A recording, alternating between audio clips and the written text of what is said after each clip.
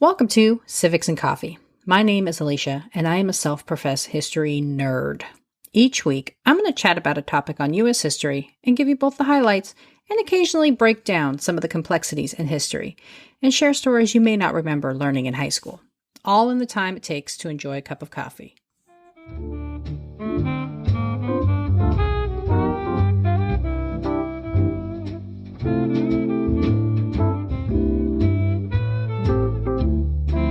Hey peeps, welcome back. A few months ago, I had the pleasure of joining fellow podcaster Kristyn in a thoughtful conversation about the lives of two women from history, Abigail Adams and Jane Franklin. We had so much fun chatting about these ladies in history that we decided to do it again. So this week, Kristyn and I dive into the story of Sarah and Angelina Grimké, two Southern women who had a major influence on the abolitionist movement. We held our conversation over Zoom, so I'm including my normal audio quality warning here. I hope you enjoyed the conversation as much as I did. All right, welcome everyone. With me today is a super awesome fellow podcaster and an all-around badass woman, Kristyn from Broadly Underestimated. In her show, Kristyn works to shine a light on the stories and impacts of women throughout history and shares how women are behind so many stories. Welcome, Kristyn. Hello, and thank you. That was a great introduction. Of course. So we're here today. We both read a book. And if you follow the podcast for a while, you know that I recently was on Kristyn's show and we did this comparison with Abigail Adams and Ben Franklin's sister. And we had such fun doing that we decided we were going to do it again. And so this time we read about the Grimke Sisters. So before we kind of dive into our discussion, I am curious, were you aware of the Grimke Sisters before reading the book? I was sadly only peripherally aware, right? So I think a lot of people have probably heard their names and associated their names with abolition, but that was really as far as my knowledge went at that point. Yeah, I was the same way. I had recalled seeing the name Grimke Sisters, however, couldn't tell you the first names of them. And so it was kind of a fascinating dive into these lives. And so, Angelina and Sarah Grimké, these are the women we'll be talking about today. They evolved from abolitionists who sought to see slavery outlawed to activists who wish to see equality for all, including suffrage for women. So I'm curious, what were your thoughts on their evolution and the reaction it generated? I mean, that's a big question. I mean, how much time do we have? That's a really multi-layered question, right? Mm-hmm. But I think to understand their true evolution, we have to understand a little bit more about who they were and where they came from. Mm-hmm. So, knowing that they were quite privileged white women coming from, parents who were enslavers and being surrounded by enslaved people in their household, on their property, doing a lot of work, domestic and work and labor around them. So I think it's very interesting to see that from a pretty early age, Sarah seemed to have pretty pronounced anti-slavery sentiments from a pretty young age. There was a little girl that was enslaved in her home that worked with Sarah a lot, did a lot for her around the house. Her name was Hetty. And Sarah treated her quite well. She really tried to protect her. Sarah's mother didn't seem to be a particularly emotionally engaged mother and didn't exactly treat everyone very well around the house. And Sarah made efforts to protect her friend, to also protect other people in the house. And she, I believe, was caught teaching Hetty to read at one point and got in trouble. So you kind of see this sentiment arising at a pretty young age. And the fact that there were a lot of children in this household, that Sarah's mom had a lot of kids.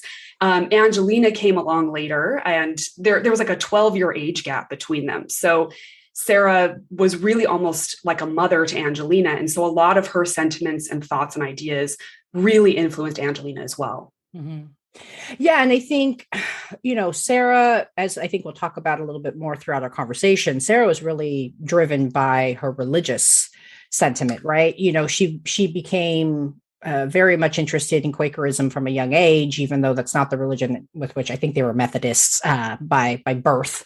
And so I think for Sarah, it was that religious awakening and that understanding of like, well, wait a minute, if God says that, he loves all people, then how can we, treat people, differently? And just kind of, I really think, at least for Sarah, her evolution stemmed from that belief in Christ and belief in the word of Jesus, right? And so, and Angelina, I think, as we talked when we met earlier, was, representation matters, and I think we'll talk about that as well a lot. And with Angelina growing up and seeing Sarah and seeing how forceful she was and how adamant she was about the need to treat people equally, I think very much had its influence and I think allowed Angelina to be a little bit more forceful than I think maybe Sarah felt she could be, right? Sarah was very much the trailblazer. This definitely, as you mentioned, even the question that I asked was multi-layered, but I think this story was so multi-layered, right? It was a story about so many things. It was a story about the fight against slavery. It was a story about how two Southern former slaveholders became a champion for change, and also about like the bonds of women and what they can accomplish when they're working together. And so, what was your takeaway on the relationship between Sarah and Angelina and how this helped or hindered their progression through the abolitionist movement? I would say that it mostly helped their progression through the movement. I think that from what I can see through their story, they really played off of one another. Yeah. For example, you would see that if one published a document, the other one, published one quickly after. And it seemed pretty clear they were working on these things together, and they were really on par in terms of their pace through their evolution itself once they reached a certain point. Of course, that 12-year age gap was a bigger deal in the beginning, but once they were more independent and really integrated into the movement, that they were really doing similar things at the same time. Yeah. And I think too, that maternal relationship really was key, at least, like you said, at least initially. I think, I touched on it a little bit already, but it allowed Angelina a little bit more freedom, and it allowed Angelina to see what could be, so it gave her a little bit more creativity, I guess, in that. And I think we'll see throughout their lives, they are so reliant on each other, right? Sarah ends up staying with Angelina for most of her life, and just how key and that closeness was, right? And then when we chatted earlier, we both honed in again on how important representation is. We've already kind of touched on it again, but I think it's super, super important. And I think it came through so much in the story. And, for Angelina, like I've said, Sarah was super influential in her development, but I think also it was important for women in the abolitionist movement to see people who looked like them. And so what were some of your thoughts about these women and women overall and what that meant to the movement? I think that was huge in this story. And there are, again, so many layers to it. And I think that in order to speak, I guess, more specifically to their sort of situation, because this is such a big idea, I think it's important to touch on the fact that Angelina and Sarah joined the Philadelphia Female Anti-Slavery Society. It's a nice long name, but they joined that in, I believe it was 1835. It was founded in 1833. So, and this is definitely going in answer to your question. Just go with me on this. But when it was founded, it was actually founded in reaction to a lot of things. But one of the things it was in reaction to was the fact that in 1833, the American Anti-Slavery Society had been formed, but this was basically only for men.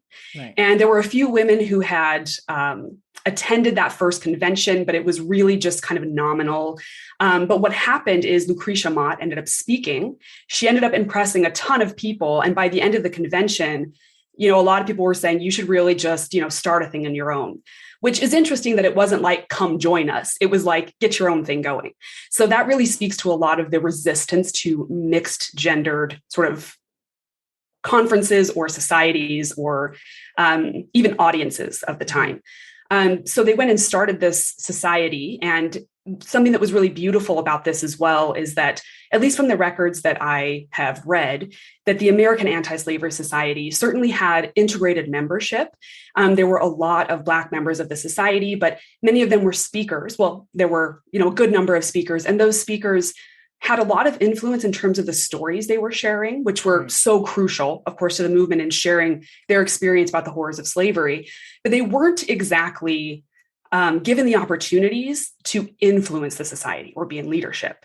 Right. So in contrast to that, in the female, female Anti-Slavery Society, they were very, very specific about having full integration. So there were both white women and women of color who were part of the leadership. I came across so many amazing women that I would be here all day, talking about how cool they were. But there were a few that stuck out to me, like Sarah Douglas, for example, who she was a really integral part in one of the duties of this society was to start schools for Black children to support their education. And she was such a huge part of that. But when they started it, making sure that you have white women and women of color who are part of the leadership means that in terms of representation, women all around are going to see themselves in this group, feel welcome in it, feel like there's a space for them, and feel like they can do something within it as well. Yeah, and I think one of the things that I really globbed onto in this is, there have been female political activists throughout history, but I think what we see with the abolitionist movement is really the first time that women can collectively come together for a cause and see their politics in action and see that they can be successful. And I think seeing that and having a tangible product really helped them and motivated them to continue the fight as we see. And I think when we met before, we were talking like it was a good 100 years of activism for different things, right? Temperance and suffrage and abolition. And that's having that space or creating that space where women were at the fore. Women could talk about the impacts of slavery, which is something that I think Sarah and Angelina did so well, really helped bring that conversation to the fore, right? Yeah, absolutely. And then your show often discusses topics that highlight women challenging preconceived notions and what is considered acceptable. So how do you feel Sarah and Angelina Grimké challenged the norm? So many ways. I feel like you actually touched on one just now as well, which is speaking in public. I think it's pretty easy to underestimate what a big deal that was. Mm-hmm. I know that after Lucretia Mott spoke for the first time, kind of publicly in the Anti-Slavery Society, I read an account of a man who had said after seeing her speak, he was like, that was the first time I've ever seen a woman speak publicly before. Right. And you could tell how weird it was for him, mm-hmm. right? Or at least that's the way that I perceive it. And that is a thread over and over and over again is mm-hmm. women speaking publicly and, being seen is so important. Being seen, being assertive, being seen, being politically active, and doing things that are outside of what, the way that women were normally seen, which was generally more domestic. Yeah. That was massive in this movement. And so speaking itself was a through line in this story. We know that the Grimke sisters were on a lecture circuit for, extended periods of time, and they made huge impacts. We also know that Angelina was the first American woman to address a legislative body in the US, which is incredible. And the impact after that seems to be that once she did that it was a lot harder for government to ignore women politically. It doesn't mean they gave them all rights and everything, but it was much harder to ignore them. And another sort of connection I saw in this is as I was, diving into these women's stories, I came across another woman named Maria Stewart, who she had grown up as an indentured servant in New England. She was a mm-hmm. Black woman. Eventually, after she left indentured servitude, she, became very involved in the abolitionist movement. And she, as far as the records that I've seen, she was the first Black woman to address mm-hmm. Any kind of audience publicly, especially like a mixed gendered audience. And so her impact was incredible. She really combated a lot of ideas at the time. In terms of her sort of lived experience and her viewpoints, there are others who are much more qualified to speak on that than I am. But in terms of her impact, right, her speaking publicly was huge. And there were a lot of really terrible misconceptions about the sort of intellectual capacity of Black women at that time. And her speeches just blew those completely away. Right. So she was fantastic. And what we see here is women speaking publicly is happening over and over and over again. And it's changing perceptions over and over and over again. Yeah. And abolition is the platform that is driving this. Yeah, it's definitely the launching pad. And one of the things that I, really noticed or really kind of took note of is they asserted their independence in a way that was not common of that time, right? This time was very much, women could have somewhat of a participation in the public space, but they were really primarily in the private space. And the modicum or the very bare minimum independence that they did enjoy was really only up until the time that they got married. And then once they got married, it was very much expected. You go home, you raise kids, and that's it. Your public life is over. You don't exist anymore. You are very much a part of your husband's life and your children's lives. And I think even just that small thing, right? Angelina didn't get married for a very long time. She was practically a spinster or a spinstress. By the time she got married, I think she was in her 30s. And then Sarah never got married.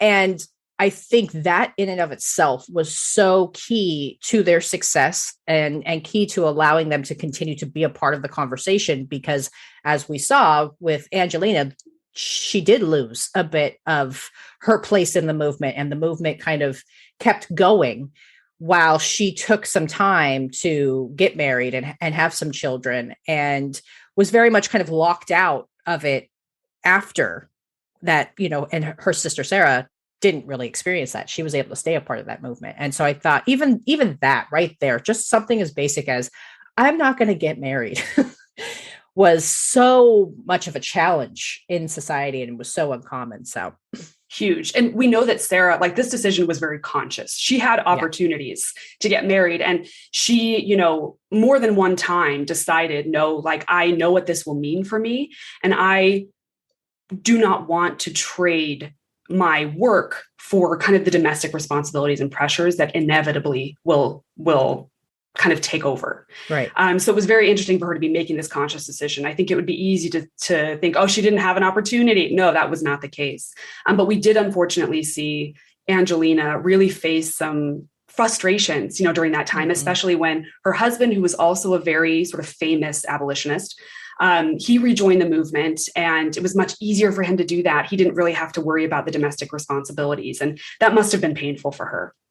Yeah, I completely agree. And I think even if I remember the book correctly, Sarah had a proposal, was very close to potentially getting married, and then ultimately decided, my work, my calling from God, again, because she was very much about influenced by the religious part of it. She said, I know what I'd be giving up if I do this, and I can't do that. I love you. And I just thought, I really sat with that, I guess, for a minute, because here, that you are only as effective as you can be when you shut down all of the other pieces of you, in a sense, right? She had to be alone. I mean, she had her sister, obviously, but she didn't have the benefit of having a partner, because that just wasn't allowed. Or pick which one you want to do. Do you want to have a partner, or do you want to be a part of this movement and see this to fruition? And it was a little disheartening to read and be like, oh gosh, that must be somewhat of a lonely life. And it seemed like a really painful, fraught decision. It was not something that was super clear, but she knew she had to decide one or the other. And therein sort of lies this sort of tragedy of it all as well. She had to choose one identity because she couldn't have both. Right. And that's just very sad, and was really hard to see as well. She, Angelina's husband seemed very supportive, especially given sort of the boundaries of the time. Right. Seemed really wonderful, supportive. And still it was tough on her, the domestic responsibilities. And Sarah just knew that that's not the road she wanted to take. And it had a huge impact on her. That's for sure. It's depressing. And so women by and large are underrepresented in the historical narrative. A lot of this obviously was the result of societal standards of the time, given that most women were not educated or very undereducated, therefore didn't really keep contemporaneous records. That's something I think we talked about when we talked about Jane Franklin and Abigail Adams, right? Jane was so aware of her lack of education that it took her practically a lifetime to feel comfortable, right?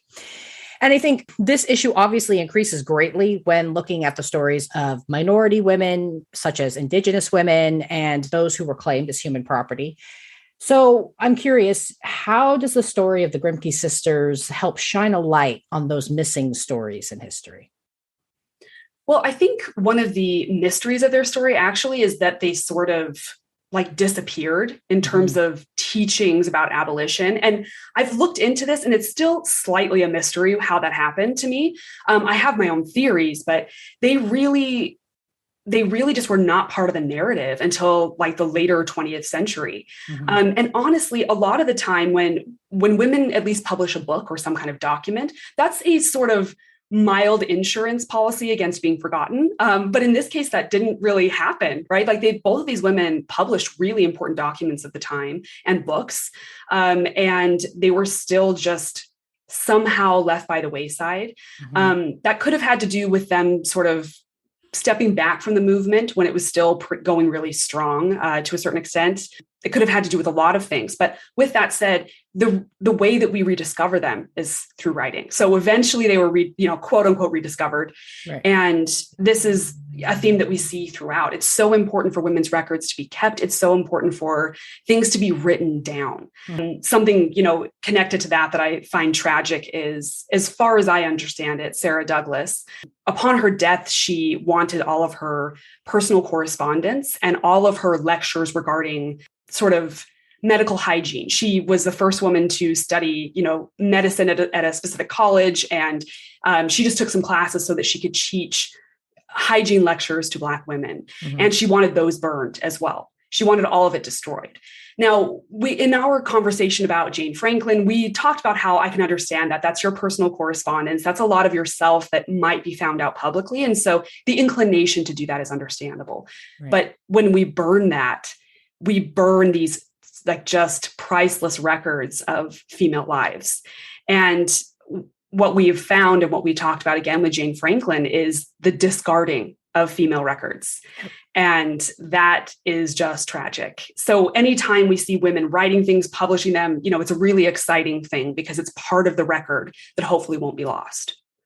Yeah. And I think, in our conversation before we were recording, we were talking about how just having the space for Sarah and Angelina helped open the doors for the Black female abolitionists and really brought that kind of to the surface that maybe we would not have seen had it not been for these stories. And I think too, one of my things that I was kind of a little frustrated in is I know the William Lloyd Garrisons of the world. I know the Frederick Douglasses of the world. But really, when I think of female abolitionists, really only Sojourner Truth could I readily pull from my memory, right? And knowing kind of that it was such a female heavy movement, the Lucretia Motts of the world and Elizabeth Cady Stanton and all of these people, it was frustrating to me to know that okay, so again, Angelina was the first to speak in front of the legislator. How is that not sufficient enough to make her part of the conversation? It's shocking. Right. I just, it was frustrating, I guess, to know that over and over and over and over again, women, and here was a situation that they did leave records. They had published writings. They were pretty big names given that time period. They were known as abolitionists in the movement, and yet they've been forgotten for a majority of people. Obviously people that really do deep dives in this probably are very much aware of the Grimke sisters, but right. when you're learning about slavery in school and abolition in school, you learn about William Lloyd Garrison, you learn about Frederick Douglass. You don't learn about the other women of the movement. And it was just, it just kind of brought that all back home for me. Yeah, it's absolutely shocking. And I think there's a human tendency to remember scandal, which is, for whatever reason, those things are easier to remember. And Angelina and Sarah were absolutely scandalous in a lot of ways. They were really, seen as total outliers. A lot of their work was really outrageous to a lot of people. So that makes it even more shocking that they didn't stick out more in the history of abolition. Right. And as we've kind of already touched on, we've discussed how, the story of Angelina and Sarah really highlighted this active time for women in political activism. Abolition was a starting point, of course, but for a century, right, we see women really stepping forward, breaking societal bounds, taking up space in the public sphere. And so I am curious, what are your thoughts on the politics of that moment, of that abolitionist moment, and then how it evolved over the course of their lifetime and beyond? I am wide-eyed currently. It's just a big question, but with that said, I think it's fascinating to see how everything evolves, right? Mm-hmm. You get women sort of activated in abolition. And once they're activated, it's really hard to deactivate them, right? So, and I think that what happened is, as they became more politically active, right, they didn't have the vote. So their one real sort of political voice was petitioning, which they did a ton of. Mm-hmm. And once they, when you see something start to move and that you have control over it, you not only see the ways that you can change things, but you also see what barriers you're hitting along the way. Yep. And so they kept hitting, again, like this theme of mixed gender audiences and mixed gender assemblies was a constant theme. They were turned away from a lot of opportunities because of that. And as they sort of moved forward, I think that making progress in one area, yet seeing the boundaries in another, really pushed them very naturally to transition into women's rights. And what's interesting is you can see kind of historically that I believe it was in 1836 that both Sarah and Angelina published some pretty major works on abolition. And then the very next year, 1837, both of them published pretty major works on women's rights. Right. So it's, you can see there's a direct connection and a pretty swift transition and really expansion into both. Yeah. And I think for me, it was a perfect example of how abolition was a gateway into further activism, right? It allowed them to really come together as a collective in a way that they had not been before. Because again, that whole idea of public sphere and private space, right? Many women were not supposed to be seen or heard in public, right? They were very much behind closed doors. And I think this was also kind of the first time that we start to see women become a little bit more educated. They still had many strides to make. And abolition, I think, also pushes for them to say, yeah, women also deserve to be educated. Women also deserve to be participating in society and making those decisions. And I think, too, it allowed them to come together as a group, a cohesive group, and want to push forward because they were seeing the success, right? I mean, it took many, many years, but they got what they wanted. They wanted abolition. They got it. And, they wanted temperance. They got it. They wanted education for the most part. They got it. And it took them a really long time, but they eventually got the vote. So I think, and you see that even with Angelina and Sarah, right? Their abolition came from Quakerism for Sarah and maybe even for Angelina, but I think, just watching her sister and then seeing how that just evolved because they were able to see, they started to see themselves in that. And I think that was the jumping off point, I think, for them in terms of how they wanted to continue the fight. Yeah, absolutely. Absolutely.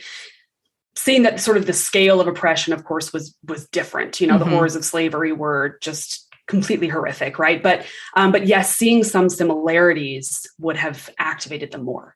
Definitely. And then Sarah and Angelina both initially relied on faith to propel them into activism. We've kind of touched on that already. However, as we saw, Quakerism seemed too limiting for their ambitions. And so how do you think religion impacted and influenced their calls to action? Huge. I don't think it's possible to. I just think that it cannot be underestimated how much religion played a part in this. And kind of as I was saying at the beginning, that Sarah seemed to express some anti-slavery sentiments from a fairly young age. And I think that it seemed like from a pretty young age, she was a pretty studious religious person, right? The family were devoutly religious people. She eventually converted to Presbyterianism and then to Quakerism. So it was like these stepping stones of religious thinking. And she was very focused on religious study from a very young age. She was very meditative. And I think that really to understand, kind of a first step to understanding how much religion impacted them, I think you have to understand the religious climate they were living in. And I think your episode on the Second Great Awakening is like a fantastic, way to really understand this climate, right? Like religion was the language of the day. It was the viewpoint of the day. I believe, if I remember correctly, you cited a statistic in your episode that before this Great Awakening, this push for religious conversion, 1 in 10 Americans at the time considered themselves a part of some kind of religious congregation. By the end of it, which was around 1830-ish? Yeah. Somewhere around there. 8 in 10 people consider themselves a part of a congregation. So that's just a shocking jump in religious participation. Yes. And I think too, Quakerism for them was the first place where they were allowed to speak, right? Because again, we've said this multiple times, but I think it bears repeating that women were very much not a part of the public discourse. They just were not. They were very much relegated to private homes. And I think Quakerism, with that idea and approach that everybody was equal, everybody could participate, there was roles for everybody, I think that really helped them gain the confidence that they needed to step into that public space, to have those conversations, to feel comfortable enough to share their own experiences as Southern white women who came from slave owning plantations, to say, I can speak to you. I can bring it to your level because this was my experience. And I think that made their message so powerful. And I just feel like it would have never started had it not been for their entrance into Quakerism. Absolutely. I mean, and there's this, we see that Sarah was very daunted by the practice of publicly declaring your faith, which was a common practice in Quakerism, at least at the time. Yeah. That was very daunting for her. And she eventually wanted to become a Quaker minister. And to do that, you had to speak publicly a lot. And she really struggled with that. Now, we don't know if she struggled with that because she sincerely was not the greatest at public speaking, or because, being a woman who's speaking in public, she was getting different treatment, or a combination of both. Right. But either way, it was a real struggle for her, and she had to push through it. And we know that after that, she was, on the public speaking circuit a lot. So it must have been a real stepping stone and educational experience for her. Yeah. And that confidence push, right? As women, we're always thinking, nobody wants to hear what I have to say. And that's not the same experience for the other individuals. Let's just say that. So I think having that opportunity,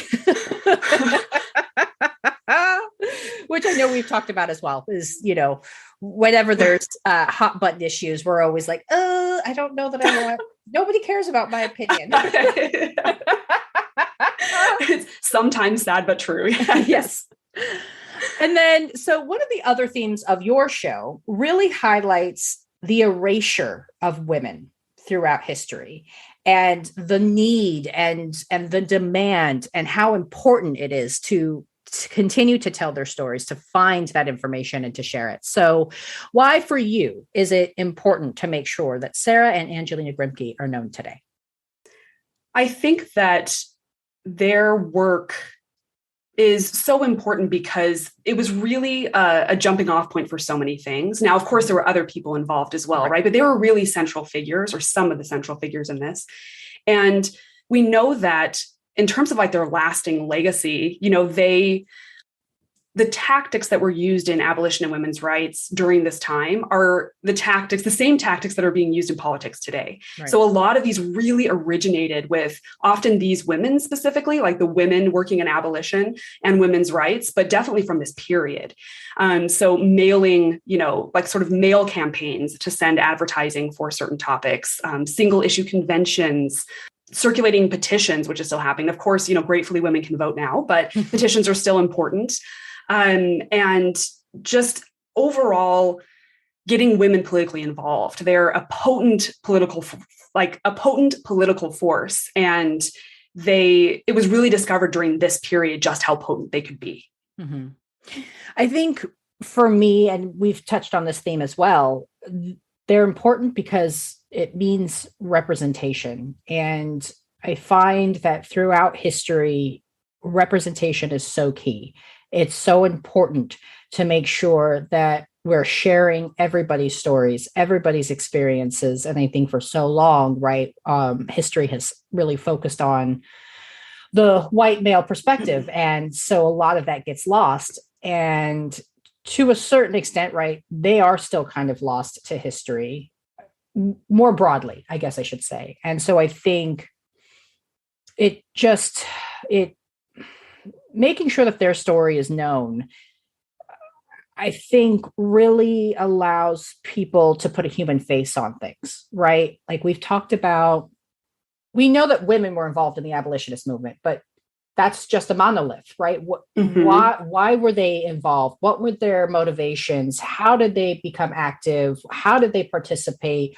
What did they do? And that piece is missing, right? Again, I'm not to bash on Mr. Garrison, but we know William Lloyd Garrison, he was very popular. He printed a newspaper. He helped cultivate public speakers such as Frederick Douglass. He was, very politically active. And we know all of that about him, but yet we don't really know about the women of the movement. What did they do? What were their motivations? How did they participate? That piece of the story is still, I think, very much not where it needs to be, I guess is the best way. Absolutely. And I think, to your point about representation, it's so important. I think that I know one of the big reasons that I love and like to study history, and a lot of people do, is it's really in an effort to understand the world around us and how it's working and why, and by extension to understand ourselves, right? So if we don't have clear connections to our past and to history, it's really difficult to understand things fully, especially when it pertains to how we're functioning in the world. And so when records are just missing and women are erased or women's stories are erased, it makes it that much harder for us to make sense of the world we're living in. Right. So just one more layer to why it's so important to preserve these things and to keep talking about them, keep them in the conversation.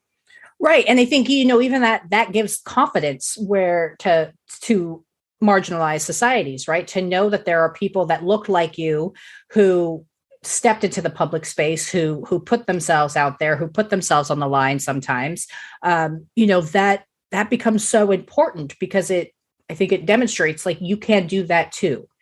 And without knowing their story and who they are and what they did and what their motivations were, you potentially lose some of that connection to your past, like you were saying. So I think that's one of the major reasons I think it's so important that they're known. And we kind of already touched on it a little bit, but after reading about their involvement and impact, what would you say is the legacy of the Grimke sisters? Also a big question. Lots of big questions in this. I know when we first started approaching this topic, I was reeling because their lives just touch on so many important issues. And it's like, how do you contextualize this? How do you attack certain parts of it and not all of it? It's such a big story. I do think that one of the important impacts that they left, or one of the thoughts that I have about them, is that, the Grimkes were, privileged white women from the South, and everything in their lives, like the main current, especially the social current in their life, I should say, was really pushing them in a totally different direction of abolition and equality. And despite that, they got involved anyway, and they did it anyway. And I think that's a really good takeaway. Yeah. I think in terms of legacy, I think a good example of women in politics. They are a shining example of using your privilege to further the good, right? Mm-hmm. I know in recent years, there's been a lot of talk about allyship and what does that look like? And how do you show up for people who maybe don't have the same privilege as you do? And, I think for me, at least, my takeaway from their lives is what a perfect example, or what a great example of utilizing your privilege to further a cause for others that do not have the same access as you do. Absolutely. That was one of my biggest takeaways for their legacy. And obviously just the importance of having women as a part of the conversation. It's a miracle what happens when you allow women. It is. I mean, so much happened once these women started getting together. It's amazing how things started moving once that happened. Exactly. Okay. And so is there anything else you want to share about this story or how you were impacted? It was really enjoyable learning about them and just seeing a historical example of so many powerhouse women together from a bunch of different backgrounds, working together and accomplishing something big and important. Yep. That was really amazing to see from this story. Angelina and Sarah were very different women. And you can see, Angelina was a little more maybe charismatic when speaking publicly, and Sarah's gifts were really in writing. And, they really got to know themselves and really identified their gifts and then leveraged them and really worked them. And I really loved seeing that. Yeah, I think for me, I was often struck by just how present or how forward thinking, I guess, Angelina was, right? Like she foreshadowed that the Civil War was coming. She correctly identified that the issue was not slavery, but it was about racial prejudice. And I think that's important to know that they knew that and they fought for it. And that's, part of the reason why they got involved. I just, I think it's just a super key part of their story. Absolutely. Huge. And so as we wrap up, before I let you go, please share with my listeners where they can find you and your wonderful work. So my podcast is called Broadly Underestimated. You can find it anywhere you get your podcasts. And on social media, you can find me at Woman in Time. Such a great place. Definitely check out her show. It is, I've always am fascinated by the topics that she chooses. Thank you. From bicycles to swimsuits. Yes. And Diane Nyad, right? Mm-hmm. Yes, I wanted to make sure I had her name right. You have a wonderful way of really spinning a very good narrative. You always bring your readers or your listeners in with a hook. And so I cannot recommend it enough for my listeners out there. So definitely. Thank you so much. Of course. Well, thank you so much again for coming on. It was such a pleasure. And I'm sure we will have one of these conversations again in the future. I am here for it. Thank you. Thank you for having me.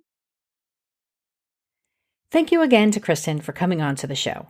If you enjoyed our conversation or you want to check out our chat about Abigail Adams and Jane Franklin, then I hope you make your way over to Broadly Underestimated and give Kristyn a listen. She shares such wonderful stories of women throughout history and immediately pulls you into her narrative. You can find Broadly Underestimated wherever you get your podcasts. Thanks, peeps. I'll see you next week. Thanks for tuning in, and I hope you enjoyed this episode of Civics and Coffee. If you want to hear more small snippets from American history, be sure to subscribe wherever you get your podcasts. Thanks for joining me, and I look forward to our next cup of coffee together.